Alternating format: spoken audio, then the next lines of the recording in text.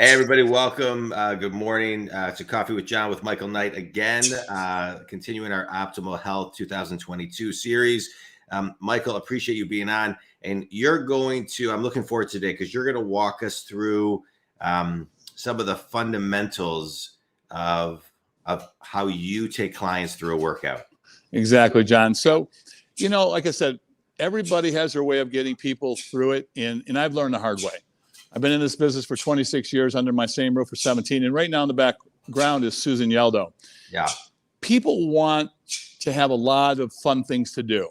Yeah. I will tell you, the simpler, we use the KISS method, keep it simple, stupid.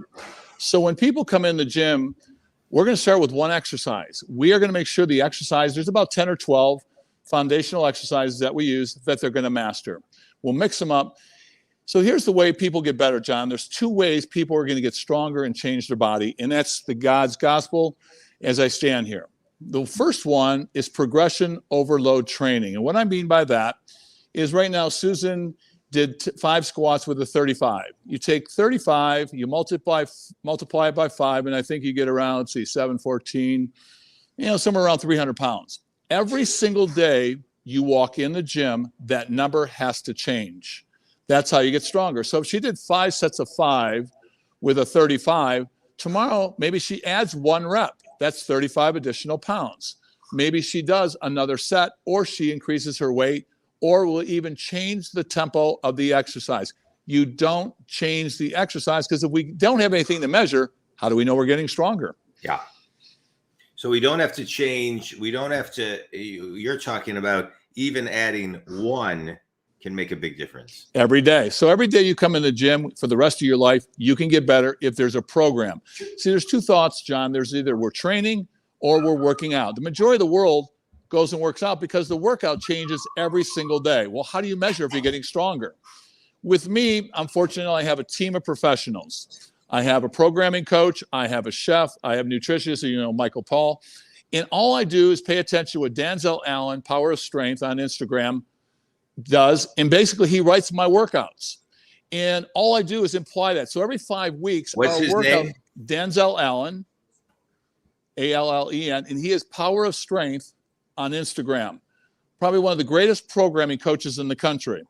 So he stops me from doing stupid shit, so to speak. Yeah. He writes my workouts, and they change every 5 weeks. But every week we come in, we see ourselves getting better and stronger.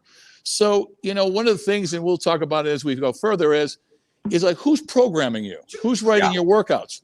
It's a talent to be able to do that, especially at a high level when you start dealing with high school, collegiate, and pro athletes. All right. So tell us more about what your client is doing. So right now, she's going to get a sip of water. Hurry up, Susan. Come on over here. She's going to get a heavier swing weight. Yep, that's good. That's 62, Susan. All right. So she's going to do 10 swings. Now, in a kettlebell certification, John, the man's weight is a 53. Now, Susan is going to do 10 kettlebell swings. Where's your heart rate at, Susan, right now? 120. She's at 120. She's going to do 10 swings, and I'm going to teach her how to engage her core and create tension. So go ahead. Give me 10 swings, Susan. That's a 62-pound bell. So what is she doing? How do you do that? Because I think a lot of people probably do it wrong. The majority of the world does it wrong, John. Basically, it's pretend you are in a plank. So she's bracing her abs. So in other words, to put that in perspective, if you have a child at home and you go pick them up, you engage your abs. Yeah. You don't just pick them up. You move a box, you engage your abs. You pick up a weight, you engage your abs. Creating tension and understanding how to apply that same tension you would do if you were picking up a youngster or a box or moving furniture, you apply that when you come in the gym. And the only people that really know how to apply that, John, are our power lifters. Yeah. So the guys who lift heavy stuff are really the ones who understand how to move something.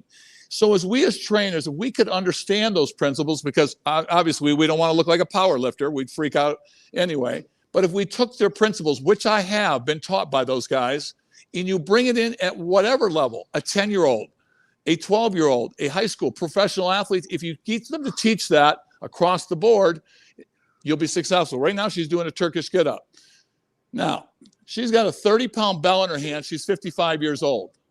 Now, she'll never, ever press 30 pounds over her head right away. but she's mobilizing her shoulders, her body, her core. She's moving all the movements we would ever use in a gym. Her upper body, her lower body, her core. That's 30 pounds, and her heart rate will go through the ceiling. Why? She has a 30-pound weight, and she's going to engage herself for about 60 seconds with that weight. That is time under tension. That's the other way we get stronger. So what I mean by that, John, if she has a 30-pound Turkish get-up weight and someone next to her has a 30-pound Turkish get-up weight, it takes her a minute to do that, and it takes the other person 30 seconds because they're quick. Susan's going to get stronger just because she has the weight under her tension for a longer period of time. Yeah. So so somebody coming in and the experience with AOS, I've had the experience. It's an incredible workout. Their expectations coming into your gym, Michael, are what? Pretend they've never been in the gym before in your life. Yeah. We take it even if they're a pro athlete. Here's the thing, John, the kettlebell, and I've talked to several outstanding strength and conditioning coaches across the country to understand why. The kettlebell, and I'm going to walk you over here real quick, if you will. If you can see, I'm going to walk you down here. Can you see those bells there, John? Yeah. That's a 220-pound kettlebell. Those are 203. Now, there's only 9 of those in the United States of America. So what would you do with them? Now, that's $1,000 for a 220-pound bell. So I asked Michael Boyle one time, he's one of the greatest hockey strength conditioning coaches in the country. I said, Michael, you got to tell me, why aren't pro athletes, collegiate athletes, and high school athletes using the kettlebell? And then I answered it for him. I said, is it because it's too expensive? Is it because they don't know how to teach it? And number 3, they don't know how to add what the world knows now is culture is the barbell along with the kettlebell. He texts me back. He goes, Michael, you hit the nail on the head. See, John, we get comfortable, but with, people say, was that all you do is kettlebells? I said, well, that's like walking in the gym and say, is that all you do is barbells? Yeah. So it is, John, it's kept me alive. It's one of the most powerful tools, but no one wants to take the time. Even though I got certified 17 years ago, I didn't know what I was doing for the last 10 until I got to Strong First and really got with more coaches and stepped outside my Michael Knight. Michael Knight's name on the door, he must know everything. No. When you start surrounding yourself with great coaches and learning, the more information you have, the more you can bring it. And just to add just a little bit to that. So Susan just swung a 62. About a month ago, I went down to the combine they call the Trench Academy in Tampa, where all they do is train pro athletes and college athletes for the combine in the NFL. So I went in and I said, guys, what was the largest? Now, these guys are retired. What was the single heaviest belt you ever used as a pro athlete? College or no? A 71, John, and they didn't know what they were doing with it. Yeah. Because no one wants to step outside what the culture has given us.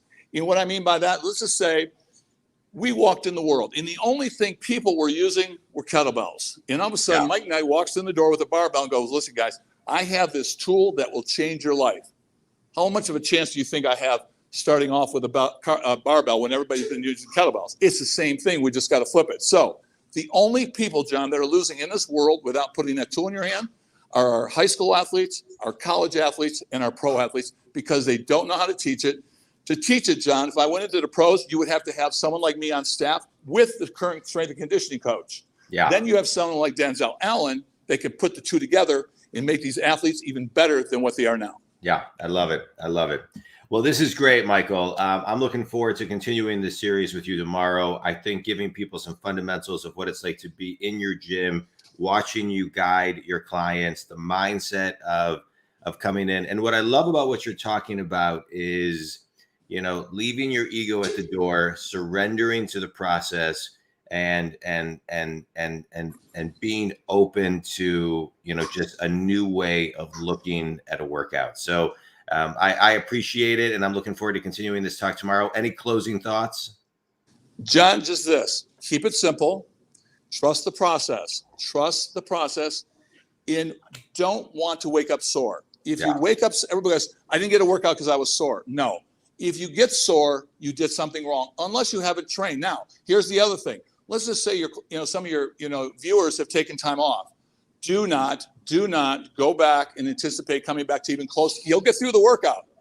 Don't get me wrong, but you'll be paralyzed for another 2 weeks. So take it slow, baby steps. just like we do with our food and everything else in life. Be patient. It's a journey. It is not a race. Keep it simple. I love it. Where can people connect with you, Michael? Just call me direct as always, John. 248-231-3732. And if nothing else, stop by and let me explain the difference of what people have done in the past and what we can teach you to do futuristically. I love it. Michael, thanks so much. Think community, thanks so much. Michael, I'll see you tomorrow morning. Appreciate it. See you tomorrow morning. Look forward to it, John. Have a great day, brother. Thanks. Bye.